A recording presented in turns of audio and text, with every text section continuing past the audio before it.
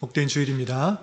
이 시간에 여기까지 나오신 여러분들 위해 하나님의 크신 은혜가 함께하기를 진심으로 기원합니다. 아울러 영상으로 예배에 참여하는 모든 분들에게도 동일한 은혜가 함께하기를 기원합니다. 9월의 마지막 주입니다. 9월이 시작한 것이 엊그제 같은데 순식간에 한 달이 지나간 것 같습니다. 여러분들은 9월을 어떻게 보내셨습니까? 9월에 아쉬운 것도 많고 또 부족한 것도 많은 그런 시기라 또 생각이 들 수 있어도 한 달을 마무리 잘 하시고 새로운 마음으로 10월을 맞이했으면 좋겠습니다. 특별히 10월을 교회에서는 감사의 달로 정했습니다. 되돌아보면 힘들고 어려운 일들이 많이 있지만 그 속에서도 하나님께서 주신 은혜가 많이 있다 생각하면서 하나님께서 주신 은혜를 되돌아볼 수 있는 그런 한 달이 되었으면 좋겠습니다. 그래서 감사의 달로 정했으니까 감사가 풍성한 그런 한 달이 되었으면 좋겠습니다. 오늘은 말씀 읽기 본문에 따라서 에베소서 5장 말씀을 살펴볼 텐데 에베소서 5장 말씀이 너무 많은 내용들을 담고 있어서 다 설명하기에는 시간이 부족할 것 같아서 에베소서 5장의 전체적인 내용들을 한번 살펴보고 그 중에서 좀 설명이 더 필요한 부분들, 오해할 수 있는 부분들, 또 신앙생활을 오래 했지만 잘 이해하지 못하고 있는 부분들이 있을 것 같아서 그 부분을 좀 핵심적으로 다뤄보도록 하겠습니다. 우선 에베소서 이 책이 어떤 책인가, 어떤 내용인가, 물론 신앙생활을 오래 하신 분들은 잘 알고 계시는 분도 있지만 그렇지 못하신 분들을 위해서 다시 한번 개요에 대해서 에베소서가 어떤 책인지 잠시 설명해 드리도록 하겠습니다.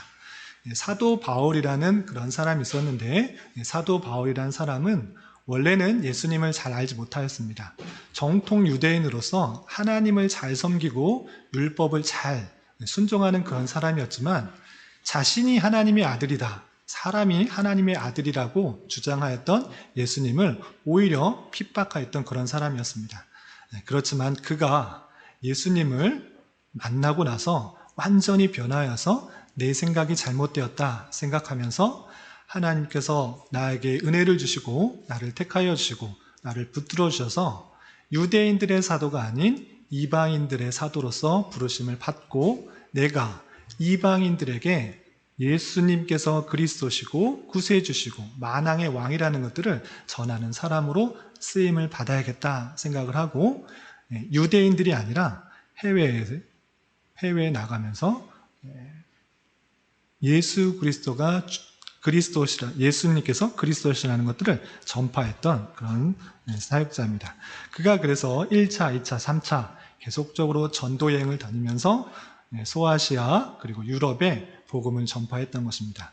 그런데 1차 전도 여행이 아니라 2차 전도 여행 때 들렀던 곳이 어딘가라고 하면 소아시아의 항구 도시인 에베소 지역입니다.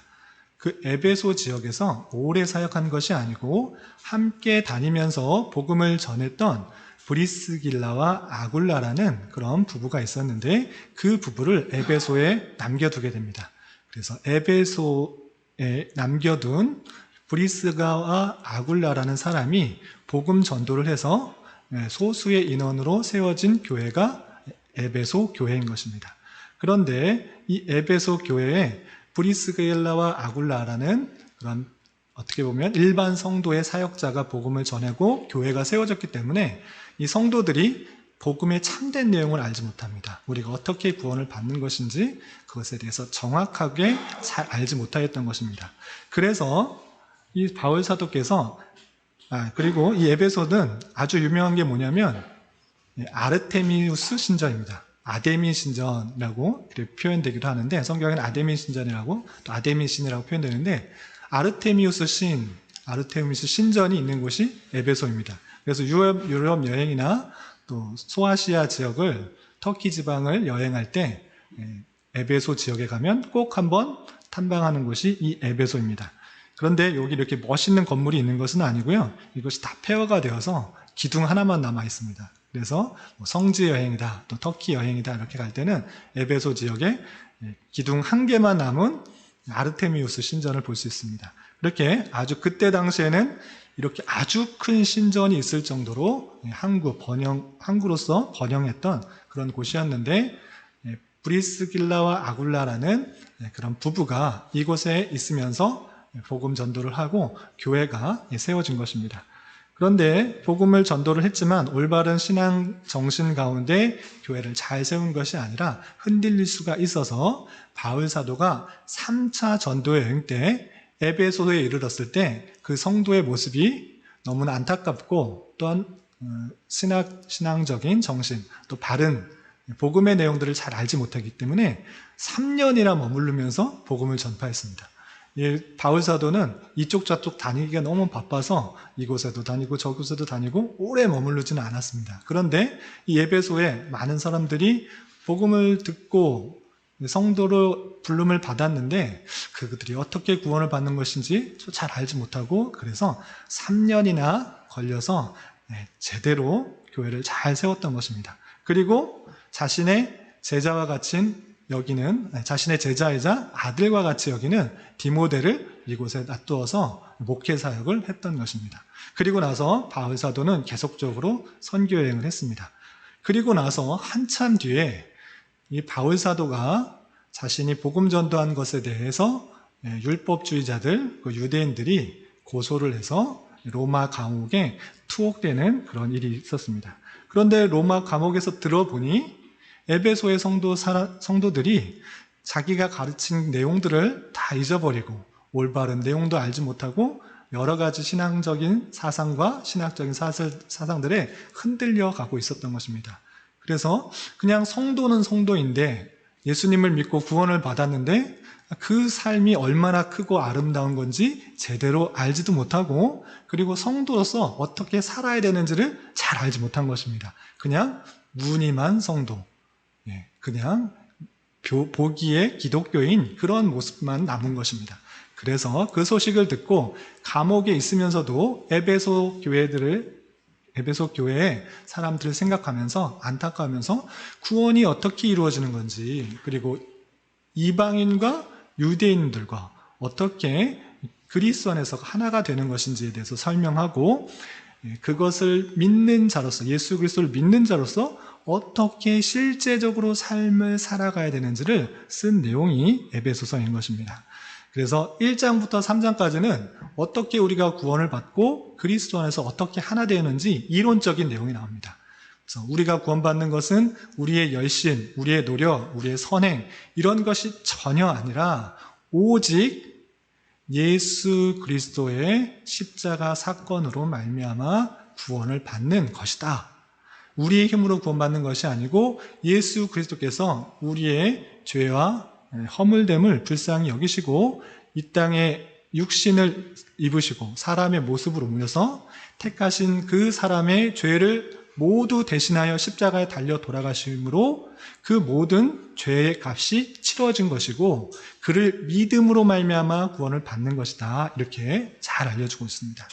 그래서 그것도 우리가 믿을 것을 아시고 택한 것이 아니고 모든 것이 하고자 하시는 그 하나님의 선하신 뜻과 계획 가운데 우리가 택정함을 입어 예정함을 입어 예수 그리스도를 믿게 된 것이다 라고 표현하고 있습니다.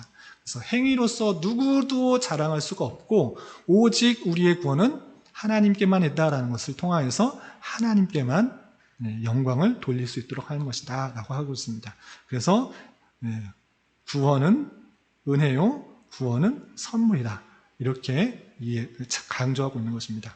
그리고 예수 그리스도께서 땅에 있는 것이나 하늘에 있는 것이나 이 세상 모든 만물을 하나 되게 하신 것이다. 예수님께서 이 땅에 오셔서 그 사역을 이루신 것이기 때문에 구약의 성도나 또 신약의 성도나 그 모든 것을 주님 안에서 통일되게 하나 되게 하려 하신 것이기 때문에 이방인 너희들 에베소에 산다고 해서 이방인이라 생각할 것 없다. 너희들도 똑같이 하나님의 택하심 받은 백성이기 때문에 외인이 아니요 이방인이 아니고 나그네가 아니라 주님 안에 한 권속이요 하나님의 시민이다. 하나 주 안에서 함께 어우러져서 주님께서 거하실 만한 성전으로 함께 지어져 가는 것이다. 이렇게 강조하고 있는 것입니다. 그래서 유대인이나 이방인이나 나누어서 분리해서 생각할 것이 아니라 주님 안에서 통일이 되었기 때문에 하나가 되어서 한 권속, 하나님의 한 가족으로 여겨서 유대인, 혈육적인 유대인뿐만 아니라 혈육적인 유대인이 아닌 이방인일지라도 그리스도가 하나 되었기 때문에 서로 나누는 것이 아니라 한 가족이 되어서 서로 연합하여 성전을 이루어 주님께서 거하실 만한 처소로 지어져 가야 된다, 이렇게 말해주고 있습니다. 그래서 구원이 어떻게 이루어지는지, 그리고 그리스도께서 이루신 것이 연합과 하나됨이라는 것들을 잘 설명해 주고 있는 것입니다. 그리고 4장 이후부터는 이론적인 내용이 아니라 우리 구원이 어디서부터 기원됐는가, 그리고 어떻게 되었는가, 이론적인 내용이 아니라 그러한 것을 아는 자로서, 그러한 지식을 아는 자로서 실제적인 삶이 어떻게 드러나야 되는지에 대해서 자세히 설명을 하고 있습니다. 그런 가운데서 4장에서는 어떤 걸 했는가?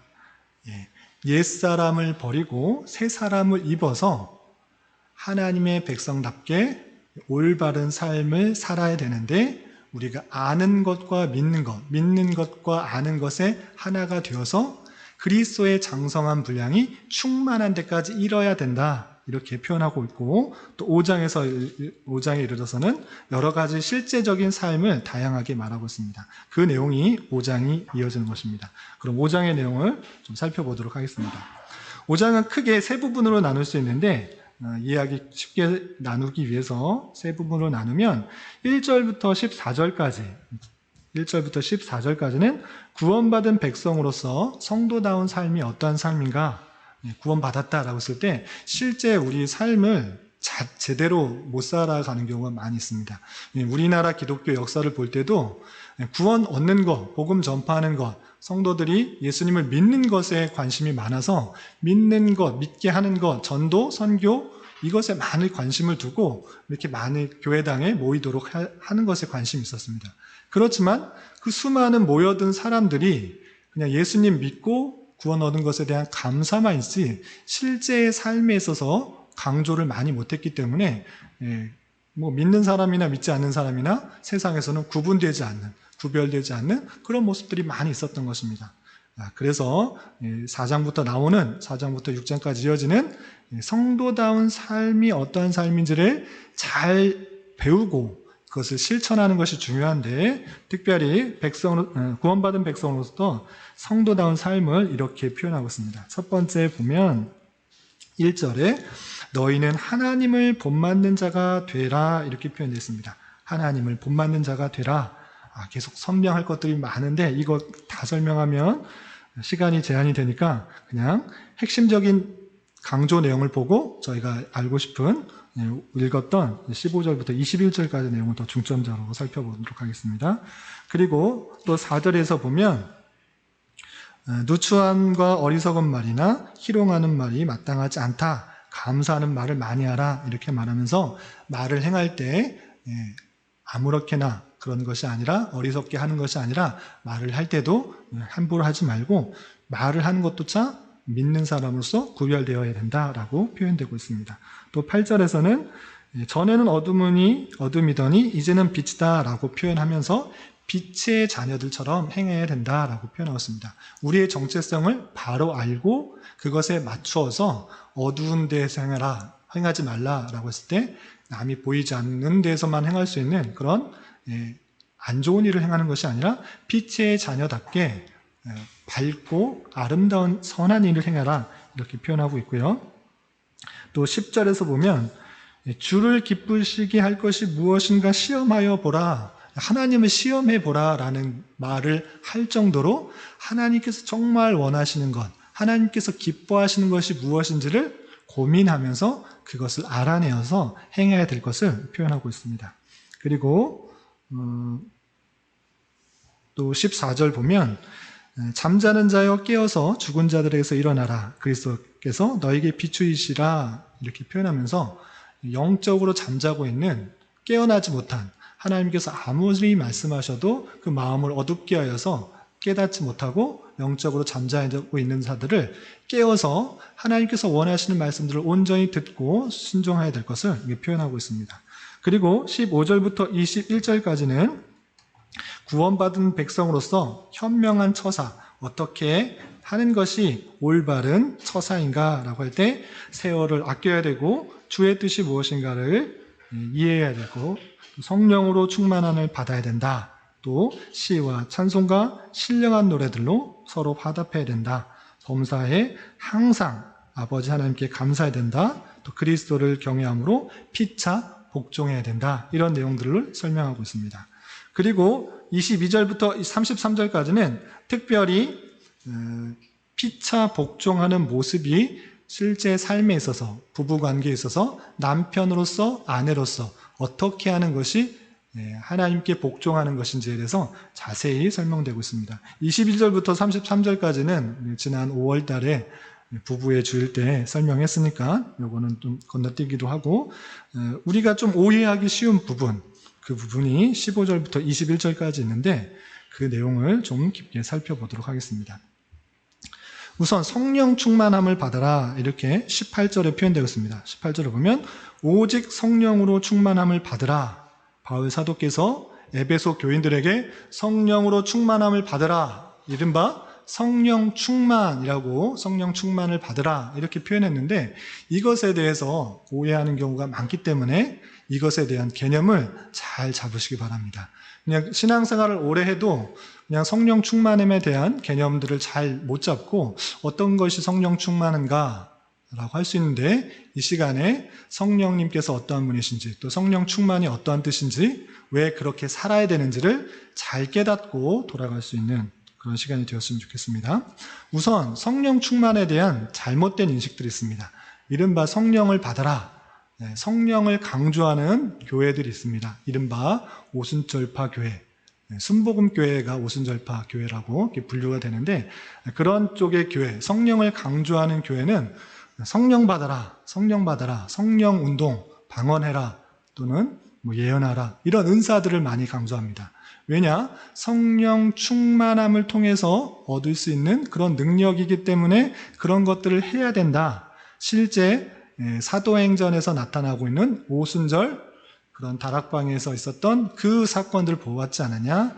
그런 것들이 오늘날에도 동일하게 일어나야 된다.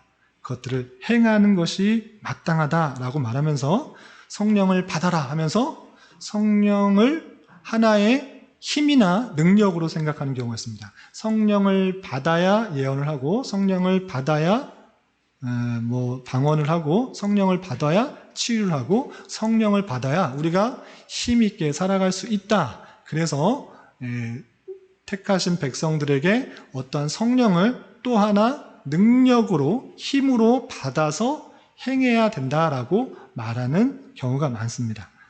그래서 성령을 단순히 어떠한 인격체로가 아니라 힘으로만 생각하는 경우가 있습니다. 그래서 성령 받아라 이렇게 표현할 때는 그냥 힘 받아라, 능력 받아라 이렇게 생각하고 있는데 그것이 참된 옳은 경우인가?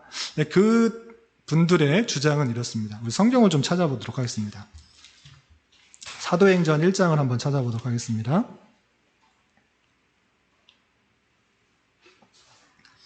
왜 그런 오순절파 교회들에서 이렇게 말하는가 원인을 잘 알아야 됩니다. 사도행전 1장 보면 예수님께서 십자가에 달려 돌아가신 후에 부활하시고 성경책이 없으신 분은 뒤쪽에서 하셔도 되고 아니면 교환을 참고해 주셔도 됩니다. 1장 4절에서 보면 예수님께서 부활하시고 승천하시기 전에 제자들에게 이제 마지막으로 말씀하신 것입니다. 어떻게 말씀하셨냐면 4절, 5절 함께 읽어보겠습니다. 시작. 사도와 함께 모이사 그들에게 분부하여 이르시되 예루살렘을 떠나지 말고 내게서 들은 바 아버지께서 약속하신 것을 기다리라. 요한은 물로 세례를 베풀었으나 너희는 몇 날이 못되어 성령으로 세례를 받으리라 하셨느니라. 아멘. 예수님께서 예루살렘을 떠나지 말라. 내가 승천할지라도 예루살렘 떠나지 말고 모여있으라. 왜냐? 몇 날 못 되어서 성령으로 세례를 받을 거기 때문에 너 성령 세례를 받기 위해서 떠나지 말고 예루살렘에 그대로 있어라. 나는 부활 승천하지만 하늘로 올라가지만 아버지께로 가지만 예루살렘을 떠나는 것이 아니라 예루살렘에 모여있어 성령의 세례를 받아라. 이렇게 예수님께서 말씀하신 것입니다. 그 말씀을 하셨고 실제 부활 승천하신 후에 오순절 날 때 어떤 일이 일어나는가? 사도행전 2장 1절부터 4절까지 말씀 함께 읽어보겠습니다. 시작. 오순절 날이 이미 이름에 그들이 다 같이 한 곳에 모였더니 후련히 하늘로부터 급하고 강한 바람 같은 소리가 있어 그들이 앉은 온 집에 가득하며 마치 불의 혀처럼 갈라지는 것들이 그들에게 보여 각 사람 위에 하나씩 임하여 있더니 그들이 다 성령의 충만함을 받고 성령이 말하게 하심을 따라 다른 언어들로 말하기를 시작하니라. 아멘. 예수님께서 말씀하신 것처럼 예루살렘에 모여서 기도하고 있을 때 오순절 날이 되자 하늘에서 급하고 강한 바람 같은 소리가 있어서 거기를 가득하게 만들었고 그들이 다 불의 혀처럼 갈라지는 것처럼 보여서 하나씩 임하여서 그들이 다 성령의 충만함을 받고 성령의 말하심을 따라 각기 다른 말로 방언으로 하기 시작했던 것입니다. 그래서 표현이 성령의 충만함을 받았다 이렇게 표현하였습니다. 예수님께서 제자들에게 성령으로 세례를 받으라 이렇게 표현하셨고 진짜 그 날이 되자 성령의 충만함을 받아 방언을 시작하기 시작한 것입니다. 방언뿐만 아니라 많은 능력들이 이 제자 오순절 성령 강림 이후로 일어나게 됐던 것입니다. 그렇기 때문에 오순절파 교회들에서 강조하고 있는 것은 무엇이냐? 주님께서 분명 제자들에게 성령의 세례를 받으라고 했고 그 날에 맞추어서 성령 충만함을 받아서 많은 능력을 행했다. 이와 같이 오늘날에도 성령의 세례, 성령의 충만함을 받아 많은 능력, 성령께서 행하시는 많은 능력을 우리가 행하는 것이 마땅하다라고 주장하는 것입니다. 여기까지 말하면 틀리지 않은 것입니다. 예수님께서 말씀하셨고 실제로 제자들에게 성령 충만 임했고 많은 능력을 행하시는 능력이 나타나는 원래 자기가 알지 못하는 방언, 다른 나라 말로 이 말을 하기 시작했던 것입니다. 그렇기 때문에 이 말을 보면 오늘날에도 성령의 세례를 받고 성령의 충만을 또 받아서 우리가 그런 놀라운 능력들을 행해야 된다라고 이렇게 생각을 합니다. 또 요한복음에는 어떤 표현이 있냐면 요한복음 20장 22절에 정말 그냥 예수님께서도 이런 표현을 직접적으로 쓰셨습니다. 예수님께서 부활하시고 나서 제자들에게 자신이 부활하신 것을 보시고 이런 말씀을 하셨는데 요한복음 20장 22절 말씀 함께 읽어보겠습니다. 시작. 이 말씀을 하시고 그들을 향하사 숨을 내쉬며 이르시되 성령을 받으라. 아멘. 제자들에게 성령을 받으라 이렇게 말했기 때문에 성경에 있는 표현들 그대로 쓰면서 오늘날에도 성령 받아야 된다. 성령 받아라. 너희도 그렇게 살지 말고 성령 받아야 된다. 능력 있게 행해야 된다. 힘있게 살아야 된다. 주님께서 얼마나 크고 놀라운 능력이 있으신데 넌 그렇게 올바르게 살지 못하느냐. 성령 받아라. 능력 행해라. 이렇게 직접적으로 인용하는 경우가 나타나게 되는 것입니다. 주님께서도 성령 받으라 이렇게 말씀했는데 우리도 성령 받으라 이렇게 표현하는 게 무엇이 잘못되었는가 라고 할 때 이런 부분만 따로 떼어서 읽으면 그렇게 오해하기가 상당히 쉬운 것입니다. 그런데 성경 전체의 내용을 통해서 이 부분을 해석하지 않으면 그렇게 잘못 오해하고 적용할 수가 있는 것입니다. 그렇다면 성령 하나님은 예수님께서 부활 승천하고 나셔서 비로소 받을 수 있게 내려오신 것인가? 그들의 능력을 행하기 위해서 이 땅에 오신 것인가? 이것을 잘 이해해야 됩니다. 그런 것이 아니고 성경 전체의 내용을 잘 살펴보면 성령 하나님께서는 오순절 그때 초대교회 오순절 때 마가 다락방에 주님께서 올라가시고 다시 오신 것이 아니고 실제 태초 이전부터 함께 계셔서 모든 사역에 역사하고 계셨지만 이제 부활 승천하신 주님께서 성령의 오심으로 말미암아 성령의 사역이 얼마나 크고 위대하게 각 사람에게 나타나실 것들을 강조하기 위해서 표현됐다라는 사실들을 잘 알아야 될 것입니다. 그래서 성령 하나님에 대해서 잘 이해해야 되는데, 성령 하나님은 삼위일체 하나님의 제2위 위격을 가진 하나님이신 것입니다. 우리가 하나님 할 때 잘 못 이해할 수 있는데 잘 이해하셔야 됩니다. 하나님은 한 분이신데 삼위로 계시는 한 분 하나님이십니다. 우리가 이것을 하나님을 이해할 때 너무나 온전하게 다 이해할 수 없을 정도로 크고 위대하시기 때문에 바로 이해할 수는 없습니다. 신비적 영역이기 때문에 그렇습니다. 그런데 하나님을 이해하실 때는 이렇게 이해하셔야 됩니다. 성부 하나님, 성자 하나님, 성령 하나님, 삼위로 계시는 한 분 하나님이시다, 이렇게 이해하시는 것이 바른 이해입니다. 성경에 나타나는 그 하나님은 세 분으로 계시지 않고 한 분으로 계시지만 삼위로 계신다, 이렇게 표현하는 것입니다. 하나님의 드러나신 존재의 양태가 그렇게 성부, 성자, 성령으로 계시지만 그분은 한 분이시다, 이렇게 표현하는 것입니다. 그 성미일체에 대해서는 나중에 더 깊게 이야기를 했으면 좋겠고, 그래서 성부, 성자, 성령 하나님이 계시지만 이 권위, 이 능력, 이 영광이 어느 한 분에게 더 높이 돌아가지 않는 것입니다. 왜냐? 이분은 한 분이시기 때문에. 성부 하나님이 제일 높고, 그 다음에 성자고, 그 다음에 성령 하나님 1등, 2등, 3등이 아니라 그냥 제가 제 2위라고 말씀드렸네요.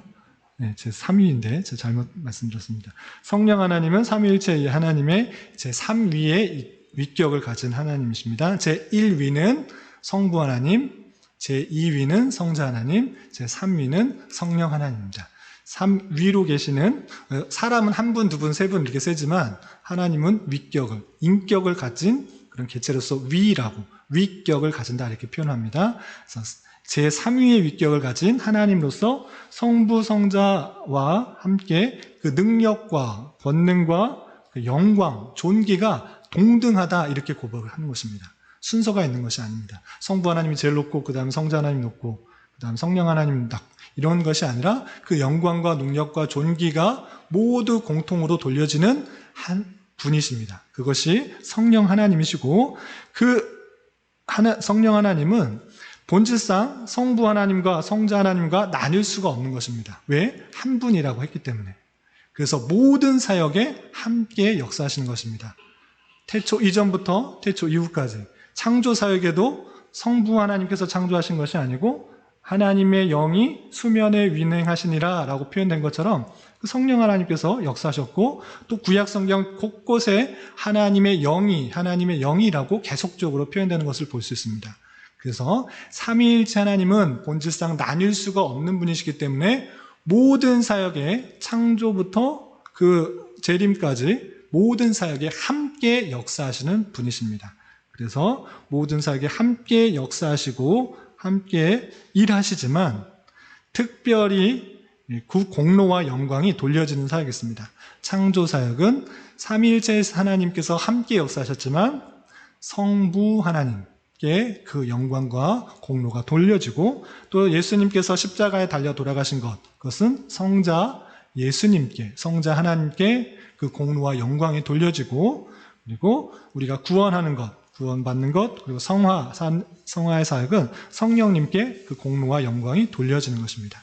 그렇지만 아까 말씀드린 것처럼 창조할 때도 삼위일체님이 함께 계셨고, 예수님께서 십자가에 달려 돌아가실 때도 성부 하나님이 거기에 계셨고, 성령 하나님께서 그 모든 사역을 주관하여 주셨다라는 사실들, 그리고 구원하여 성화하시는 모든 사역에도 함께 역사하신다는 사실들을 잊지 말아야 될 것입니다. 그래서 성령님 하나님께서는 예수 그리스도의 십자가 대속의 사역을 우리의 효과적으로 적용시키시고 성도의 구원의 서정에 있어서 모든 것을 간섭하시는 그런 분으로 우리가 이해하시면 됩니다. 예수님께서 십자가에 달려 돌아가시지만 그의 효력이 어떻게 택하신 백성에게 입혀지느냐, 우리가 어떻게 믿어질 수가 있느냐, 내 힘과 능력이 아니고 성령 하나님께서 우리 마음을 주관하여 주셔서 믿게 하여 주시고, 또한 거룩하게 하여 주시고, 또 성화의 모든 과정을 이끌어 가시는 분이 성령 하나님이시다, 이렇게 이해해야 될 것입니다. 그래서 성령 하나님을 단순히 능력, 힘, 어떤 에너지로만 생각하면 안 되는 것입니다. 그분은 모두 존귀를 받을 분이시기 때문에, 하나님이시기 때문에 함부로 성령 받아라 이렇게 표현할 수가 없는 것입니다. 예수님께서 그렇게 표현하신 이유는 이제 성령 하나님께서 오셔서 너희들에게 나타나실 것이기 때문에 그 성령을 온전히 체험할 수 있도록 그렇게 하신 말씀이지, 아무나 어떤 목회자가 함부로 그렇게 표현할 수가 없는 그런 분이시라는 것입니다. 그러니까 제가 목회자라고 해서 성령 받으라라고 할 수 있는 것이 아니라, 그건 상당히 조심스러운 것입니다. 왜? 하나님이시기 때문에. 예수님 받으라 이렇게 함부로 하나님을 받으라 이렇게 표현할 수가 없는 것이기 때문에 조심스러운 그런 표현입니다. 인격을 가지고 계시는 그 하나님, 영광과 존귀를 받으실 하나님이기 때문에 함부로 대할 수 없다라는 그 사실들을 성경 전체의 내용을 통해 우리가 잘 인식해야 될 것입니다. 그렇다면 이 성령에 대한 바른 이해를 가지고 이 말을 어떻게 적용해야 될 것인가를 잘 이해해야 될 것입니다. 본문에서 하나님께 구원받은 백성으로서 어떻게 살아가야 될 것인가를 여러 가지로 계속 설명하고 있는데, 특별히 성령 충만한 삶을 살아야 될 것을 표현하고 있는데, 그것을 잘 이해하기 위해서 대조하여서 술 취하지 말라, 이는 방탕한 것이니 성령으로 충만함을 받으라 이렇게 표현하고 있습니다. 그럼 왜 술 취함과 성령으로 충만함과 대조하여서 설명하고 있는가? 그것과 성령 충만한 것과 술에 취한 것과 유사점이 있기 때문에 이렇게 표현하고 있는 것입니다. 술에 취한 자의 모습은 어떻습니까? 술에 취하면, 제가 술에 취해보진 마셔는 봤는데 취해져 보지는 않아서 잘은 모르겠지만, 들리는 말로는 처음 먹었을 때는 기분이 좋고 또 말이 많아지고, 이제 많이 먹으면 내가 술을 먹는 게 아니고 술이 나를 먹는 것이다. 내가 올바른 판단을 하지 못하고 올바른 행동을 하지 못한다. 이렇게 된다고 그러더라고요. 맞습니까? 고개를 끄덕거리시면 안 되는데 술에 취하면 그렇게 됩니다. 술에 취하면 내 생각과 내 판단으로 하지 못하고 술 기운에 여자에게 사랑을 고백하기도 하고 어떤 일들을 하기도 하고 그런다고 그래요. 술에 취하면 내 생각과 하는 것이 아니고 술 기운에 어떻게 일을 한다고 그렇게 표현을 하는 것을 보게 됩니다. 그것과 마찬가지로 술에 취하면 올바른 정신과 행동으로 바른 판단으로 하지 못하고, 어떤 사고가 무슨 교통사고 나도 어떤 잘못을 해도 술에 취해서 그러면 용서가 되는 경우도 있다고 하더라고요. 그런 것처럼 올바른 판단과 올바른 행동을 하지 못하는 경우가 술에 취하는 경우입니다. 그런 것처럼 술에 취하지 말라라고 했을 때는 술 기운에 맡겨서 내가 그 술의 힘에 비어서 행하지 말라, 지혜 없는 자 같이 행하지 말라, 올바른 판단을 하지 못하고 술의 힘을 빌어서 어리석은 자 같이 행하지 말라고 하고 있는 그런 모습을 표현한 것입니다. 그런 것처럼 술에 취하는 것이 아니라 성령으로 충만함을 받으라는 이유는 술 기운에 맞추어서 행동하는 것이 아니라, 술의 지배를 받아서 행동하는 것이 아니라 그렇게 행하지 말고 성령으로 충만한 삶을 받아라 이렇게 표현하고 있는 것입니다. 그래서 성령으로 충만한 자의 모습은 무엇인가 라고 할 때, 어떻게 행할지를 자세히 주의하여 행하고 세월을 아끼며 오직 주의 뜻이 무엇인가 이해하기 힘쓰는 것입니다. 그래서 이 성령 충만을 잘 이해해야 되는데, 우리가 예수 그리스도를 나의 구세주, 나의 왕, 나를 위해 십자가에 달려 돌아가신 분으로 온전히 고백하는 것, 마음으로 진정으로 고백한다. 그냥 형식적으로 그냥 고백하고 대답하는 것이 아니라 진정으로 고백하면, 그렇게 고백할 수 있게 된 것은 아까 말씀드린 것처럼 성령 하나님의 효력적인 부르심과 역사에 의해서 그렇게 되는 것입니다. 그렇기 때문에 내 안에 성령 하나님께서 내주하고 계시는 것입니다. 내 안에 예수 그리스도를 고백하면 성령 하나님께서 내 마음속에 거하시는데, 그 성령님께서 행하시는 사역, 아까 말씀드린 것처럼 우리를 구원 얻게 하시고 또는 성화의 가정 가운데 이끌어 가시는 그 성령 하나님의 놀라운 사역이 있는 것입니다. 그 성령 하나님의 역사하심에 따라 우리가 그것을 따라 순종하고 이끌려 나가면 그 성령님의 충만한 가운데 우리가 그것에 이끌려 나가게 된다고 하면 그것이 성령 충만한 삶이다라고 표현하고 있는 것입니다. 그래서 그런 모습들이 어떻게 드러나는가라고 할 때는 어떻게 행할지를 자세히 주의하여 행하는 것이고 세월을 아껴가면서 행하는 것이고 오직 주의 뜻이 무엇인가를 고민하면서 행하는 것입니다. 성령 충만을 받으면 막 어떤 신비한 예언도 하고 병 고치고 이런 능력을 행하는 그런 모습으로 드러나는 것이 아니라 온전히 세월을 아껴가고 또한 시간을 아껴가고 어떻게 행할지를 주의해서 행하는 것이고 무슨 뜻이 오직 주의 뜻이 무엇인가 이렇게 고민하는 것이 성령 충만한 자의 모습이다 이렇게 표현하고 있는 것입니다. 또한 계속해서 그 내용을 보면 19절 20절 말씀 함께 같이 읽어보도록 하겠습니다. 시작. 시와 찬송과 신령한 노래들로 서로 화답하며 너의 마음으로 주께 노래하며 찬송하며 범사의 우리 주 예수 그리스도의 이름으로 항상 아버지 하나님께 감사하며 성령 충만함으로 나타날 때 이런 것들로 드러나게 된다라고 표현하고 있는 것인데 시와 찬송과 신령한 노래들이라고 했을 때 시는 구약의 시편을 뜻하는 것이고 찬송은 초대교회 때 만들어져 불려서 삼위 하나님의 이름을 찬송하는 그런 영광송이라고 할 수가 있고요. 또 신령한 노래는 세속적인 노래와 구분되는 노래로 성령의 영감에 만들어진 그런 찬송들을 말합니다. 이렇게 아름다운 찬양, 건전한 찬양, 바른 내용을 갖고 있는 찬양으로 노래하고 서로 교제하는 것입니다. 하나님 앞에 나아갈 때 하나님께 찬송할 때 바른 내용으로 찬송하는 내용도 있는 것이고 또한 범사에 우리 주 예수 그리스도의 이름으로 항상 아버지 하나님께 감사한다 라고 되어 있습니다. 범사에 감사하는 것 많이 들어보는 그런 내용입니다. 데살로니가 전서 5장 18절에 나와 있는 그런 표현처럼 범사에 감사한 것 그것이 성령 충만의 내용이다 라고 할 수 있는 것입니다.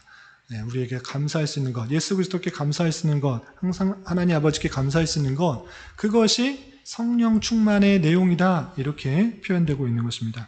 그리고 마지막으로 21절 그리스도를 경외함으로 피차 복종하는 것 이것이 성령 충만의 모습인 것입니다.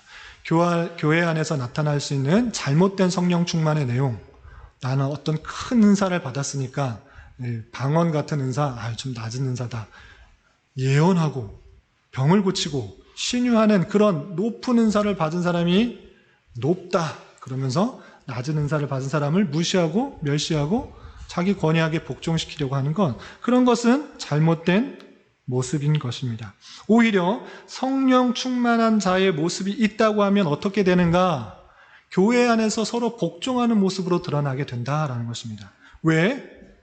그 모든 것들이 내 힘으로 내 능력으로 얻은 것이 아니고 하나님의 주권 가운데 우리도 구원케 하여 주시고 또 어떤 능력도 주신 것이 하나님이시기 때문에 모든 것이 하나님의 권위 아래 경외함으로 나가는 것이고 우리가 그 아래 있다는 것으로 인하여서 그 아래 함께 있는 자로서 서로 피차간에 복종하는 모습으로 낮아지는 모습으로 서로들을 섬기는 모습으로 있게 되는 것을 말합니다.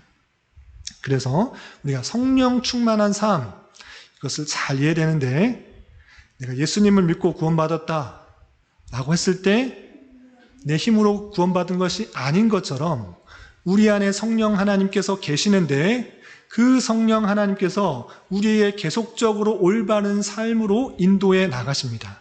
그런데 그런 것들을 올바로 깨닫지 못하고 마귀의 유혹, 사탄의 유혹 그런 것들로 이끌려서 정욕적인 세상적인 정욕과 안목의 유혹에 따라서 나아가는 그런 모습들이 있을 때 내가 계속적으로 잘못된 길로 가고 공동체 안에서 분란을 일으킬 수 있기 때문에 우리가 하나된 마음으로 하나된 사람으로서 성령 하나님께서 나에게 말씀하시는 그것을 조차 열심히 내게 주어진 삶을 살아가는 것, 내게 주어진 위치에서 삶을 살아가는 것, 내가 아내로서 또는 남편으로서 자녀로서 또는 아비로서 상전들로서 어떻게 살아가는 것이 피차 복종하는 것이고 성령에 이끌려서 살아가는 삶인지를 계속적으로 보여주는 것입니다. 우리가 다 읽진 않고 내일 또 읽고 계속 읽어나겠지만 성령으로 충만한 삶, 그건 서로 주님의 그 높으심을 인정하며 서로 복종하는 삶인데, 그런 복종하는 삶으로서 각자의 위치에서 하나님의 말씀대로 순종하고 마귀와 대적하는 그런 모습으로 살아가는 삶, 그것이 성령 충만한 삶이라는 사실들을 잊지 말아야 될 것입니다. 이런 교훈을 받은 자로서 내 안에 계셔서 계속적으로 말씀하여 주시고 깨닫게 해주시는 그분의 음성에 따라, 그분의 인도에 따라, 그분의 충만하신 역사에 따라 살아가기에 힘쓸 수 있는 저와 여러분이 되시기를 주님의 이름으로 부탁을 드립니다. 기도하겠습니다. 하나님 아버지 감사합니다. 오늘 말씀을 통해서 성령으로 충만한 삶의 모습이 어떤 것인지 깨달았습니다. 우리의 모든 것을 아시고 주장하시는 그 모든 계획과 섭리를 온전히 믿는 자로서 우리 안에 내주하여 계시는 성령님을 온전히 신뢰함으로 그분의 주장하심에 따라 하루하루 순간순간을 살아가기에 힘쓰게 하여 주시고 주신 말씀에 온전히 반응하며 주어진 삶을 성실하게 살아가기에 힘쓰는 자 되게 하여 주시옵소서. 예수님의 이름으로 감사히 기도드리옵나이다. 아멘.